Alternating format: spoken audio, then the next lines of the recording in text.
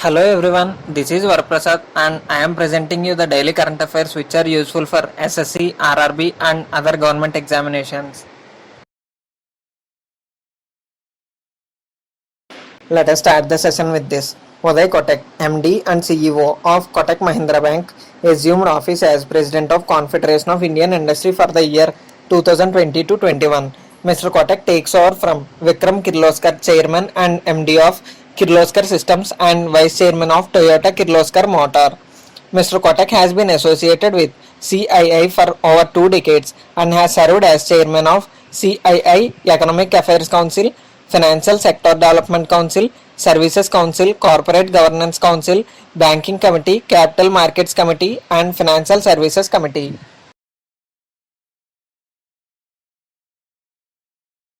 Twitter appointed former Google Chief Financial Officer Patrick Pichette as the company's new chairman of the board. Pichette takes over the role after joining Twitter's board of directors in 2017. He previously served as Google's CFO for 2008 until 2015.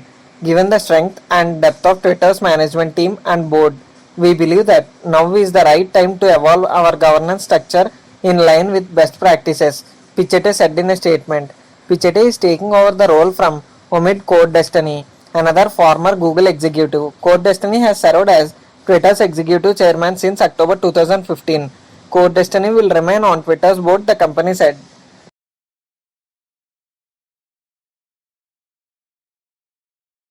Virendranath Dutt has taken over the additional charge as chairman and managing director of National Fertilizers. He has been director of the company since October 2018. Dutt replaces Sri Manoj Mishra as CMD, who represents the post from 2015 to 20. Prior to NFL, Sri Dutt was executive director with GAIL, Gas Authority of India Limited. He was also on the board of Mahanagar Gas Limited, Mumbai. Dutt started his career with ONGC in 1985 and then shifted to GAIL in 1995. He has vast experience of more than 35 years in natural gas industry in India and handled key assignments in natural gas business including import and marketing of regasified LNG in India, pooling of gas price from urea plants and numerous policy initiatives of the government.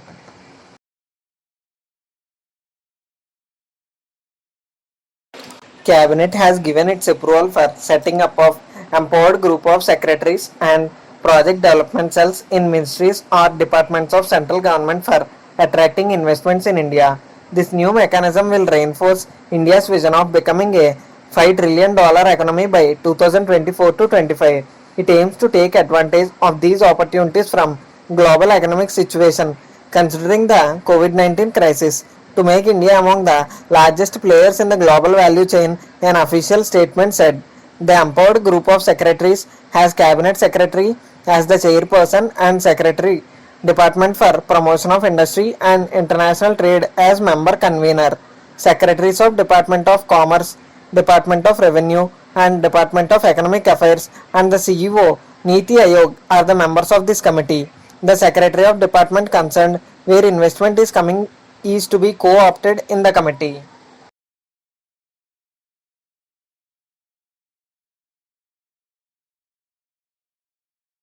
Union Cabinet approved the renaming of Kolkata Port Trust as Syama Mookerjee Port Trust. Briefing the media about the decisions of Union Cabinet, Information and Broadcasting Minister Prakash Javadekar said that Prime Minister Narendra Modi had made the announcement about renaming the Port Trust on January 11th. Syama Mookerjee was the minister in central government and martyred in Kashmir. The decision to rename the port was announced by Prime Minister Narendra Modi on January 11th. So we have renamed the port today. The Prime Minister had announced the renaming of Kolkata Port Trust after Syama Mookerjee at a function to mark the 150th anniversary celebrations of Port Trust.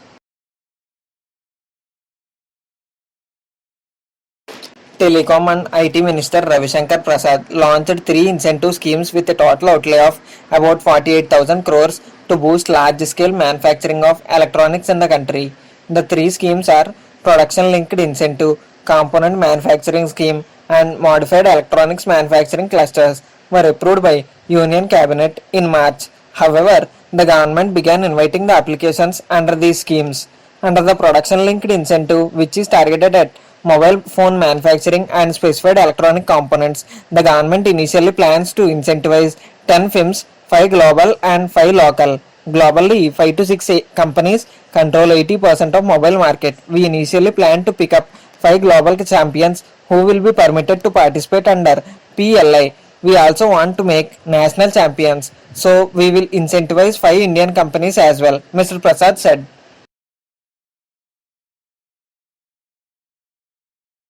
Union Cabinet chaired by PM Modi approved the Pharmacopoeia Commission. The Cabinet has approved to re-establish the Commission for Indian Medicine and Homoeopathy under the Ministry of Ayush. The commission has been set up by merging Pharmacopoeia Laboratory for Indian Medicine and Homeopathic Pharmacopoeia Laboratory. The two central laboratories were established at Ghaziabad, Uttar Pradesh in 1975. The commission is an autonomous body that operates under Ministry of Ayush. It is in operation since 2010. The merger will optimize the use of resources and also enhance outcomes of Ayurveda, Unani, Siddha and homeopathy drugs towards effective quality control. After the merger, the commission is to have adequate administrative structure under the ministry. Pharmacopoeia means drug making. The Government of India has re-established the Pharmacopoeia Commission of Indian Medicine and Homeopathy. The commission will help to optimize technical manpower, infrastructural facilities, financial resources.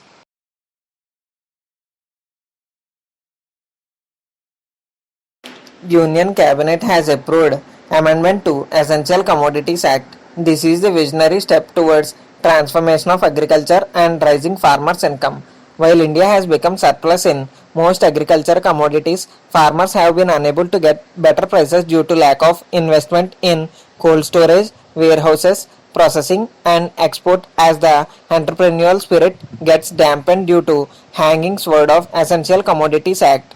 Farmers suffer huge losses when they are bumper harvests, especially of perishable commodities. With adequate processing facilities, much of this wastage can be reduced. With the amendment to Essential Commodities Act, commodities like cereals, pulses, oilseeds, edible oils, onion and potatoes will be removed from list of essential commodities. This will remove fear of private investors of excessive regulatory interference in their business operations.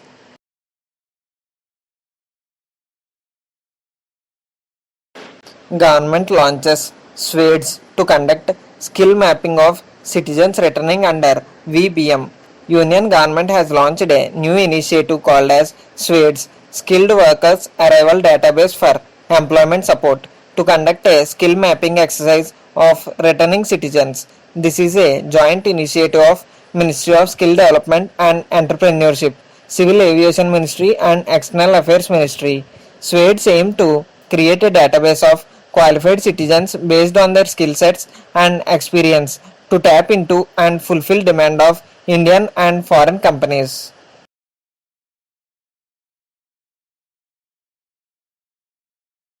World Economic Forum Davos to focus on the Great Reset in 2021 will be open to all online. The World Economic Forum will adopt a new twin summit format for its next annual Davos meeting in January 2021 by bringing together leaders from across the globe for in-person as well as virtual dialogues with the theme The Great Reset.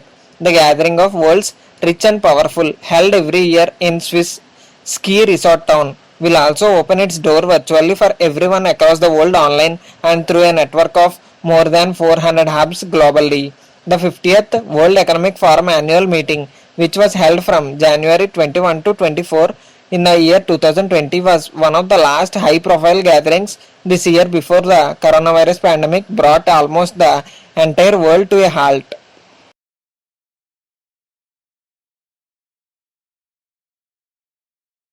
Telangana CM inaugurates Kondapochamma Sagar project. In yet another milestone in Kaleshwaram Lift Irrigation Project, a flagship multi-purpose irrigation project, a Marcook pump house. The last and vital one was inaugurated on Friday. Telangana Chief Minister K. Chandrasekhar Rao inaugurated and released water to Kondapochamma Sagar Reservoir. Prior to that, Chief Minister participated in a special Chandi Yagam. Kondapochamma Sagar project was taken up with an estimated cost of 3,500 crore rupees with a storage capacity of 15 TMCFT. It will irrigate 2.85 lakh acres in Siddipet, Sangareddy, Medak, Yadadri Bongir and Medchal, Malkajgiri districts. Kaleshwaram project is being taken up with an estimated cost of 1 lakh crore rupees by dividing it into different packages to lift the water from Godavari river. About 22 districts in the state will benefit both for irrigation and drinking water purposes. Over 36 lakh acres will be irrigated under this project once it is completed.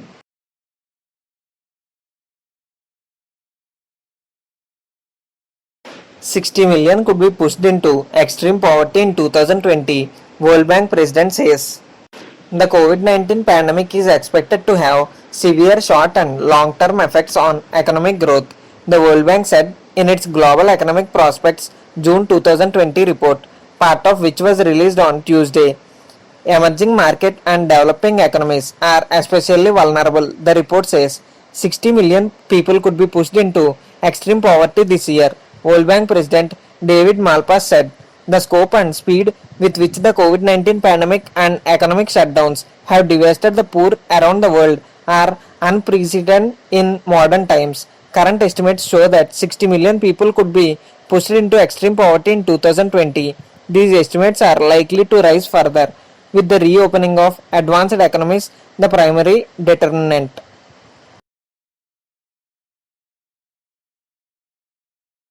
The Asia University Rankings 2020, which is conducted by British ranking agency Times Higher Education, has given 8 positions to India universities among top 100 universities in Asia. Amongst the list, 8 universities from India in Asia University Rankings, as many as 6 are Indian Institutes of Technology including Delhi, Kharagpur, Ropar, Indore, Kanpur and Roorkee. Apart from IITs, other institutes include Bengaluru's Indian Institute of Science and Institute of Chemical Technology.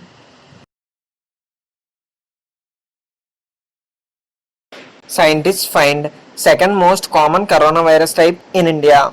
Scientists said multiple CSIR laboratories have identified a coronavirus type that may be second most prevalent in India and may comprise 3.5% of genomes globally. The most dominant coronavirus clade in India is A2A and 361 genomes analyzed by group. 45% of them were A2A. The newly identified that scientists have christened A3I comprised 41% of those analyzed. With the new clade, there are 11 SARS-CoV-2 types identified globally with at least 6 of them identified in India. The coronavirus type or clade is a cluster of SARS-CoV-2 viruses that share evolutionary similarities and are grouped together based on characteristics, mutations or similarities in parts of their genomes. Hyundai Motor India introduced its upgraded online end-to-end automotive retail platform Click to Buy, curated to provide future retail experience to customers in the wake of COVID-19 pandemic. The company, which has launched the platform in March, has invested around $1 million to develop it to offer customer services from booking of cars to test drive to financing and delivery at home. Through the platform, the company has now integrated all of its over 600 dealerships, providing them another additional channel to draw customers and sell cars. The company claimed that Click to Buy will become the new normal for buying the car by providing a one-stop solution for customers' car ownership requirement. The platform provides full-spectrum car buying journey, transparency with on-road prices, dedicated sales consultants, online finance options from leading banks, special online promotions, estimated time of delivery for car purchase, online test drive booking of sanitized cars, and home delivery of fully sanitized cars. The company is offering the online service across India in English initially, and in next phase it plans to add 8 languages.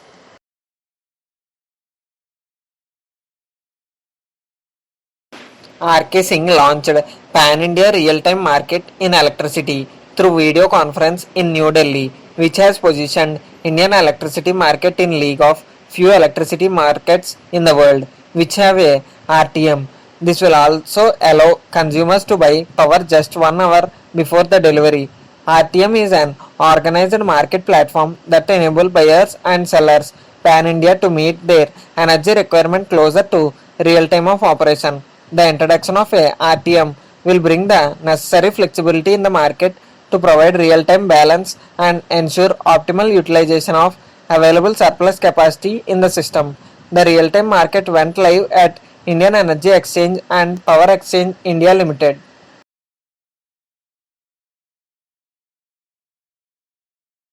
WHO has launched the COVID-19 Technology Access Pool for equitable access to life-saving tech. This comes after at least 37 countries jointly appealed to World Health Organization for common ownership of vaccines, medicines, and other diagnostic tools to combat the global health crisis. CTAP aims to accelerate the development of vaccines and medicines through sharing of research and information and to increase manufacturing capacity for any products that are developed. WHO has also issued a solidarity call to action, urging other stakeholders of UN Health Agency to join the cause.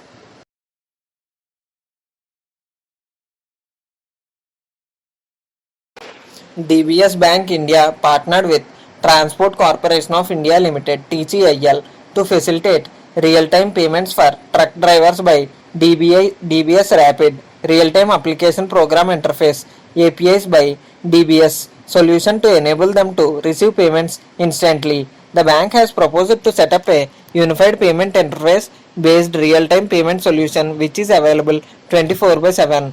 Considering the large volumes of transactions and round-the-clock nature of operations, the solution has set up under support of National Payments Corporation of India. DBS Rapid and UPI payments provide an ideal integration with company's enterprise resource planning system. By this solution, TCIL truck drivers will receive an instant credit into their bank account which they can swipe at terminals or withdraw cash using ATMs.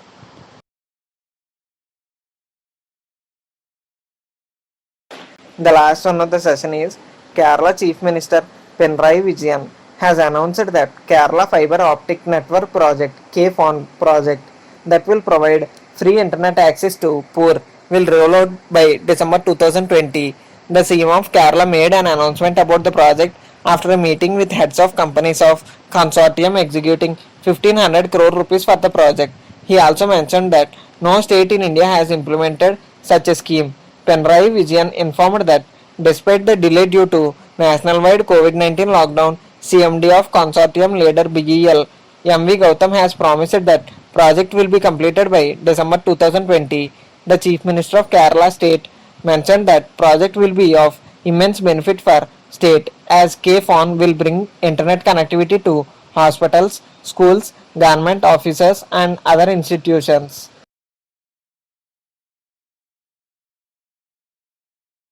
We are providing you the PDF of this entire session in the description box below.